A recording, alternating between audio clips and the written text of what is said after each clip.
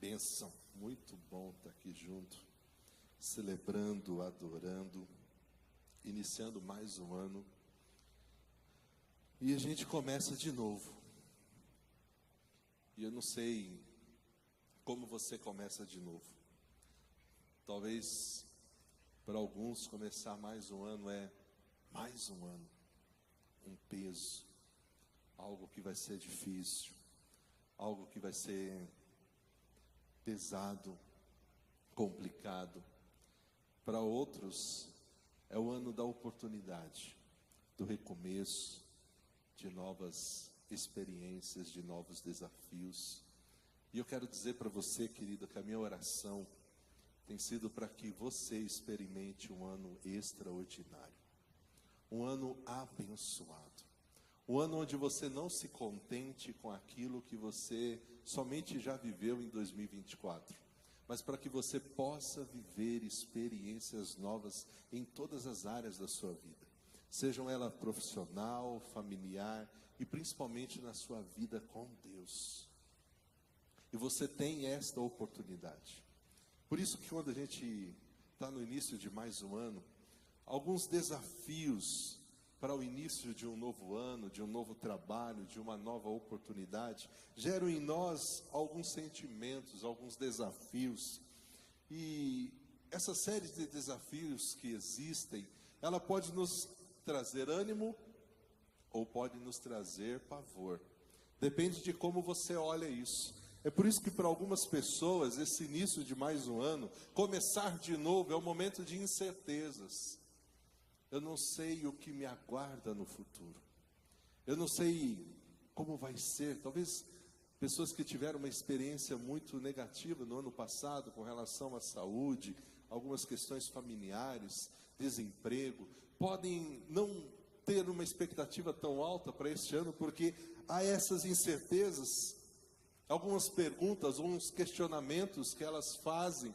Talvez vou viver novamente tudo aquilo, talvez vai ser pior do que foi o ano passado. E essas incertezas, se a gente não tomar cuidado, elas geram em nós ansiedade, porque você começa a fazer perguntas que você não tem resposta, porque é futuro e a gente não tem controle com relação ao futuro. Portanto, algum desses desafios é essas incertezas com relação ao amanhã. O que será? Como será? Como eu vou terminar esse ano? Como vai ser no trabalho? Como vai ser na família? Como vai ser com os filhos? Outros talvez venham esses desafios com relação ao medo do futuro. Por não ter as respostas, eu me entrego ao medo. Por não conseguir controlar, eu fico com medo. E o medo muitas vezes pode paralisar você ao ponto de você não vivenciar experiências novas, porque o medo faz com que você não avance. O medo faz com que você não enfrente novas oportunidades, faz com que você não aceite novos hábitos. Você fica travado na zona de conforto e você não cresce, você não aprende, você não gera conhecimento. Então esse medo do futuro, essa incerteza pode ser muito prejudicial. Outras pessoas estão presas no desafio da expectativa com relação a esse novo ano. O desafio da expectativa e das metas. Esse é o momento em que a gente faz muitas metas, resoluções, planos, planejamento para este ano. E eu quero dizer para você que isso é bom. Mas faça aquilo que você sabe que você vai conseguir realizar, para isso não gerar em você frustração. Talvez você entre tão animado no ano: esse ano eu vou ler toda a Bíblia, esse ano eu vou praticar exercício físico, esse ano eu vou fazer tanta coisa, e você chega no final do ano e não fez nada, nada bem feito, foi tudo de qualquer jeito. Então coloca algumas expectativas, algumas metas, mas que são reais, que você vai conseguir fazer, que não vão te deixar sobrecarregado e nem frustrado se você não cumpri-las.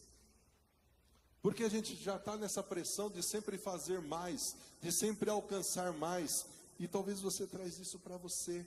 E esse início de ano, começar de novo, é um momento de nós refletirmos o que aconteceu, quais coisas eu posso fazer novamente, quais coisas eu preciso tirar do meu hábito, da minha agenda, da minha rotina, quais são as coisas novas que eu vou fazer, quais são as atividades novas que eu vou fazer, quais são os hábitos novos que eu vou ter, para que eu possa ter um ano diferente. Talvez esse início de começar de novo é o momento de superar alguns traumas, de superar algumas decepções, de ser curado de algumas feridas. O que você não pode é deixar de dar alguns passos e começar novamente de novo. Outros estão vivendo essa expectativa com disciplina e organização. É o momento onde a gente começa a ser mais disciplinado, a gente vai melhorando alguns hábitos, a gente vai organizando melhor a vida. Mas, querido, isso não pode ser só em janeiro. Isso tem que acompanhar você em todos os meses do ano. Esse tempo que a gente esteve com a família, de poder rever pessoas queridas, de descansar. Alguns tiveram oportunidade de tirar férias, alguns muitos dias, outros poucos dias, mas que você leve isso para o restante do ano. Que não seja só esse momento. E alguns estão com seus desafios espirituais. O novo ano também é a oportunidade de você tomar alguns desafios na sua vida com Deus. Eu tive a oportunidade, quero agradecer à igreja pela oportunidade de nós termos alguns dias de férias. Eu aproveitei esses dias para ver a família, ter um tempo maior com a família. E também eu participei do retiro de pastores. Fazia 5 anos que eu não participava, estive lá com os colegas, com os pastores. Como foi abençoador, como eu fui desafiado nesses dias. E eu fui desafiado em duas áreas que são as áreas básicas da vida, e que se você não tomar cuidado, você vai deixando de lado, você vai negociando, você vai colocando outras coisas no lugar. Um dos pastores que ministrou, ele me impactou. Que homem de Deus! Como que a vida daquele homem me inspirou. Ele pregava palavras de Deus, mas ele não olhava para a Bíblia. Ele tinha todos os textos memorizados na cabeça. A gente ficava olhando aquilo, foi como pode? E ele pregou 3 noites, foram 3 dias diferentes, e todos os textos memorizados. E eu olhava aquilo, foi impossível, como pode ter uma cabeça desse jeito, né? E ele contou o testemunho dele. Ele foi evangelizado por um homem que era analfabeto. Aquele homem pegava ele e levava ele até a igreja. E no caminho da casa até a igreja, aquele homem tinha alguns textos memorizados na cabeça. E aquele homem ia citando esses textos. E foi aquele homem analfabeto que foi usado por Deus para alcançar o pastor Rafael. E aquele pastor, então, ele fez um compromisso com Deus. Se o Senhor usou este homem analfabeto para me mostrar a importância de como nós precisamos amar a palavra. Ele falou que aquele homem impactou ele porque ele transpirava a palavra de Deus. Tudo para ele era a Bíblia. Ele fez esse compromisso. Eu quero ser impactado com essa palavra, eu quero mergulhar nessa palavra. E ele fez o desafio então de começar a memorizar a Bíblia. Impactado pelo homem analfabeto que foi usado por Deus para abençoar ele, para que ele fosse salvo. E ele começou pelo livro de Filipenses, memorizou todo o livro de Filipenses, e aí foi, e está memorizando as escrituras, e o alvo dele é conseguir toda. Irmãos, a gente tenta um versículo, já é difícil, mas como aquele homem me impactou, de voltar a amar as escrituras, não que eu não ame, mas voltar a ter esse desejo de estudá-la, de memorizá-la, de ver, de me aproximar dessa palavra, de viver essa palavra. Outro foi o pastor Alex, que está numa cidade rural, encostada com Mato Grosso, de 8.000 habitantes, e que tem sido impactada aquela cidade com uma coisa: a igreja está orando. Eles estão orando há mais de 1.500 dias, a igreja fica aberta o dia todo, e de hora em hora tem alguém orando. E a igreja tem crescido, Deus tem agido ali, milagres estão acontecendo, é uma igreja batista, e tudo isso está acontecendo porque eles estão orando. saíram do superficial e estão vivendo o novo de Deus. Então eu fui impactado com duas coisas que são coisas básicas. E eu fiz ali o meu desafio espiritual. Senhor, eu quero orar mais. Senhor, eu quero ler mais a Tua palavra. Eu quero memorizar a Tua palavra. Talvez eu não consiga, como o Rafael, tantos livros como ele já tem. Mas eu vou começar por Filipenses também, que é um livro que eu gosto muito, que me impacta muito. O exemplo de Paulo preso e tudo aquilo que ele ensinou em Filipenses. E isso não é para se vangloriar, dizer, olha, eu sei mais do que vocês. Não, isso é porque a palavra tem que estar de fato no nosso coração. E quando fala ali, guardei a tua palavra no coração, não é o coração como a gente entende hoje, o órgão humano, é aqui, ó. Eu guardei a tua palavra. A tua palavra está na minha mente. Ela está nos meus pensamentos. Eu não vou pecar contra o Senhor. Portanto, começar de novo para você, qual é o desafio?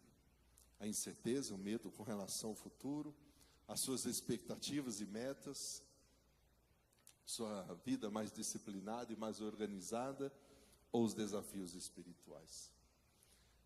Eu quero que você saia daqui desta noite com um texto bíblico, e talvez vai ser esse o texto que você vai memorizar e vai levar com você este ano. Esse texto já me acompanha há alguns anos. Esse texto me acompanha desde a época da Betel, onde nós fazíamos a virada do ano e começávamos o ano de joelhos na presença de Deus, e esse era o texto que nós líamos todo início de ano. E eu quero que você tenha esse texto também como, não um amuleto, mas como uma promessa de encorajamento e de certeza de que assim como Deus prometeu isso àquele homem chamado Moisés, eu e você podemos experimentar isso para a nossa vida também.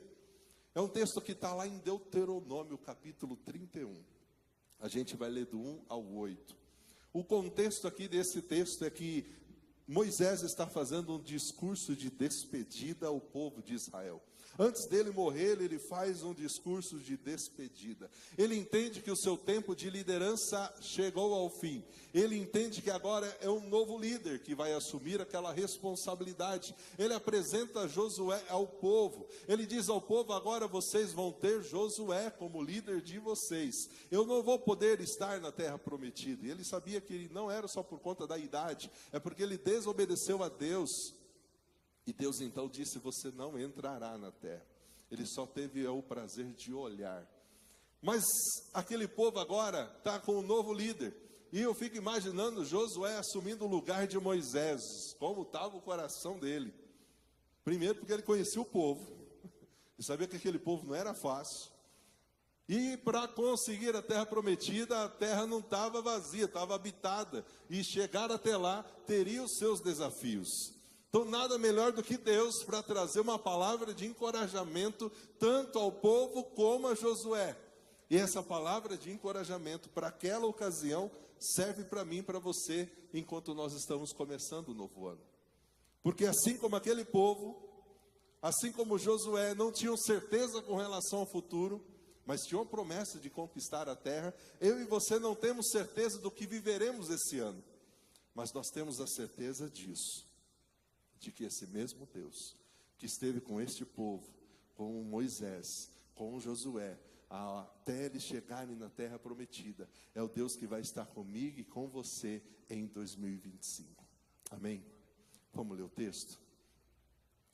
Quando Moisés havia terminado de dar as instruções a todo o povo de Israel, ele disse, eu estou com 120 anos. Eu já não sou capaz de conduzi-los. O Senhor me disse, você não atravessará o Rio Jordão. Eu fico pensando, ele podia questionar, Senhor, mas não foi culpa minha. Eu me estourei lá, fiquei nervoso, mas é esse povo, Senhor. Eu vou perder a bênção por causa do povo. Mas ele não questionou, ele entendeu, deu meu tempo. E ele então dá essas orientações. O próprio Senhor, o seu Deus, atravessará diante de vocês. Ele está falando aqui ao povo. Ele destruirá as nações que vivem ali. Vocês vão tomar posse da terra. Josué vai os conduzir até o outro lado do rio, conforme o Senhor prometeu. E o Senhor vai destruir as nações que vivem na terra, como destruiu Sehon, Og e os reis dos amorreus. E ele continua: o Senhor lhes entregará, o Senhor lhes entregará os povos que vivem ali, e vocês farão com eles o que eu lhes ordenei. Aí ele diz ao povo no versículo 6: portanto, sejam fracos e desanimem. Não foi isso? Foi não? Portanto, sejam fortes, corajosos, não tenham medo, não se apavorem diante deles. O Senhor, o seu Deus, irá diante de vocês, Ele não os deixará e nem os abandonará. E ele continua: então, enquanto todo o povo de Israel observava, Moisés mandou chamar Josué, e agora ele fala para Josué: seja forte, corajoso, pois você vai conduzir esse povo à terra que o Senhor jurou aos seus antepassados que lhes daria.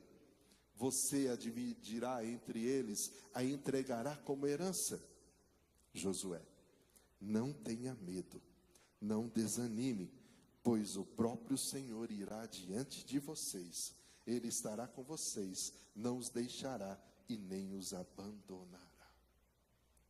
Esse trechinho pequeno que eu li aqui, lá no dia do retiro, não foi esse texto que usou, mas ele fazia isso, ele ia falando, e ia falando os versículos. E interessante que ele estava no 8, ele falava, o 2, aí já ia para o 2, eu olhava e falei, não, vai errar. Não errava, ele respeitava as vírgulas, os pontos. Irmãos, eu fiquei admirado. Estou seguindo ele, estou ouvindo as mensagens dele, quero viver isso. E na igreja ele prega assim também, eu falei, demais da conta, né? E usa um português, né, com umas palavras, a gente teve alguns momentos que a gente teve que usar dicionário para entender a mensagem do homem. Que mente, que inteligência. Então, querido, eu não sei qual é a sua expectativa para esse ano, mas o que eu sei é que Deus tem uma palavra para você. E a primeira palavra de Deus é: não tenha medo, não desanime. Nossa, pastor, mas será que eu vou viver algum momento nesse ano de 2025 que eu vou sentir medo? Que eu vou pensar em desanimar? Talvez tem gente agora nesses 19 primeiros dias que já pensou em desistir, que já está com medo. Então, querido, é por isso que esse texto tem que ser um texto que você vai memorizar, você vai colocar no seu espelho, você vai colocar no carro, você vai colocar em qualquer lugar, onde você vai olhar e vai lembrar, todos os dias Deus dizendo para você: Osvaldo, não tenha medo, não desanime, eu estou diante de você, eu estou com você, eu não vou te deixar, eu não vou te abandonar. Esse tem que ser o texto que nos encoraje. Por que ele fala medo? Medo é uma resposta emocional que surge diante do desconhecido, do perigo, de possíveis ameaças. Era tudo que eles iriam viver continuando a caminhada em direção à terra prometida. É tudo que nós vamos viver quando nós não temos as respostas de como será esse novo ano. Como vai ser no trabalho? Como vai ser em casa? Como que vai ser a economia do país? Como que vai ser agora com o Trump assumindo nos Estados Unidos? Não. Que ele para com esse monte de pergunta, de questionamento. Não tenha medo. Não tenha medo. Porque o medo, ele pode prejudicar você. Ele pode minar a esperança. Ele pode fazer com que você não tenha mais força. Porque o medo pode te paralisar. Ele impede você de avançar. Ele impede você de tomar decisões. É por isso que nós precisamos começar de novo, não tendo medo. E são tantos textos que falam disso. Não temas, de nós não termos medo. E quando ele fala lá de desânimo, é falta de motivação, falta de esperança, falta de forças para continuar. Pode surgir depois de uma frustração, depois de um não, depois de repetição de coisas erradas. O desânimo também nos impede de seguir em frente, de seguir os nossos planos, de buscar a vontade de Deus. Pastor, mas como eu vou deixar de ter medo, de não ficar mais desanimado? Qual é a garantia que eu tenho? deixa eu ver, acho que eu postei. Meu irmão, está mudando 2 vezes. Isso, obrigado. Sabe por que eu não posso ter medo? E nem desânimo? Porque quem está comigo é quem? O próprio Senhor. Não é qualquer um. É o próprio Senhor que está comigo. Eu trouxe 2 versões. Uma diz: o próprio Senhor irá diante de vocês. A outra diz: o próprio Senhor estará com você. Portanto, querido, o Senhor já conhece o caminho que nós vamos trilhar esse ano. O Senhor já conhece tudo de nós deste ano. Ele sabe quais são os desafios, as oportunidades, as dificuldades, as vitórias que virão sobre nós. Esse Deus estará com você todos os dias deste ano. E é por isso que nós confiamos nele e não teremos medo e nem desânimo. Deus não apenas vai à nossa frente, Ele está do nosso lado. Ele está conosco, Ele caminha conosco, Ele nos guia, Ele nos dá sabedoria. Sua presença é constante. E sabe o que isso traz? Trouxe lá Josué ao povo e traz a nós a certeza da segurança. Nós não estamos sozinhos. Você não está sozinho. Em momentos de dúvida, de dificuldades, quando o caminho parece árduo, escuro, difícil, lembre-se disso. Não tenha medo, não desanime, eu estou com você. Vamos lá? Deus está falando isso comigo e com você todos os dias, para a gente ter medo. O que Ele está dizendo é: minha presença é a fonte que você precisa todos os dias para ser encorajado, para ter esperança, para ser vitorioso. A confiança na presença de Deus nos permite enfrentar qualquer desafio. Qualquer desafio. O medo vai até tentar te paralisar, mas você não vai parar, porque o seu Deus está com você, está te ajudando. E você vai ter confiança para seguir em frente, amém? Talvez você já está vivenciando algumas dessas situações que estão tentando te trazer medo, que estão tentando te trazer desânimo, mas não pare. E o texto continua com mais uma certeza, além de pedir para não ter medo, além de pedir para nós não termos desânimo, além de mostrar que esse próprio Deus está conosco, Ele nos dá uma outra certeza: Ele estará com você. Ele não vai te abandonar. Ele não vai te deixar. Oh, glória. Que bênção saber disso. A promessa de Deus é clara. Ele não nos deixará. Ele não nos abandonará. Mesmo quando nós nos sentirmos sozinhos, desanimados, nós vamos ter Deus ali dizendo: não temas, eu estou contigo, filho, pode continuar, não pare. Nossa confiança não depende das nossas forças, nossa confiança não depende daquilo que nós somos, mas do Deus a quem servimos. É por isso que Paulo diz no Novo Testamento que quando ele era fraco, e quando ele estava fraco, era nesse momento que ele se sentia forte, porque era a força que Cristo dava a ele, para que ele continuasse caminhando. Por isso a palavra diz: sejam fortes, corajosos. Por que força e coragem? Porque força e coragem é bem diferente de medo e desânimo. Enquanto o medo e o desânimo nos paralisam, a força e a coragem nos leva a continuar. Mesmo diante das incertezas, escolha confiar em Deus. Escolha buscar ao Senhor. Ao invés de ficar com medo, seja forte. Ao invés de você ficar desanimado, seja corajoso. E como a gente precisa disso? De força e coragem. Mas a força aqui não é para grudar no pescoço do irmão, não, tá? A força aqui é no sentido da gente lutar contra o pecado, resistir às tentações, ser forte diante dos dias difíceis. É essa força. E essa força não vai vir de mim, não vem de nós. E é por isso que a gente ora todos os dias. É por isso que a gente lê a Bíblia todos os dias. Porque quando a gente se prostra, quando a gente está no nosso lugar secreto, a gente recebe de Deus essa força e coragem. Quando eu busco Deus, quando eu me derramo na presença dEle, quando eu coloco diante dEle em oração os meus medos, as minhas vontades de desistir, e apresento a Ele todos os meus motivos para desistir, Ele me dá força, Ele me dá coragem para continuar, para não desanimar. Para o povo de Israel, esse versículo estava relacionado ao momento de mudança que eles estavam vivendo ali de liderança.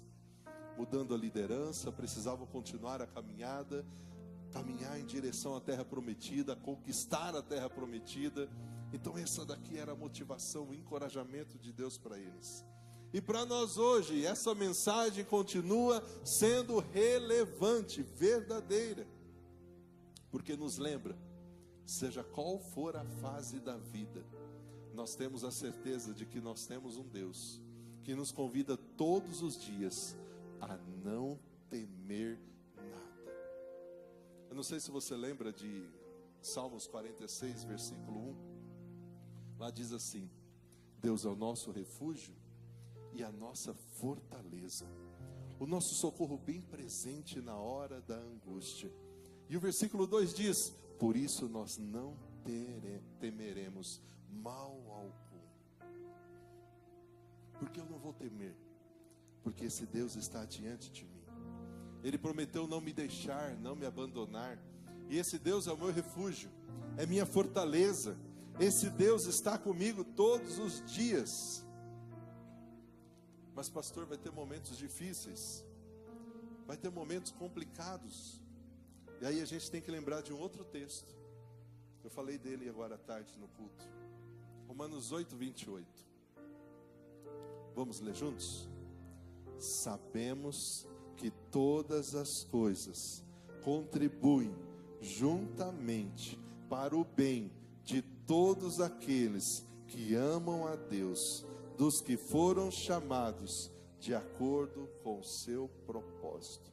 De novo, sabemos que todas as coisas contribuem juntamente para o bem daqueles que amam a Deus, dos que foram chamados de acordo com o seu propósito.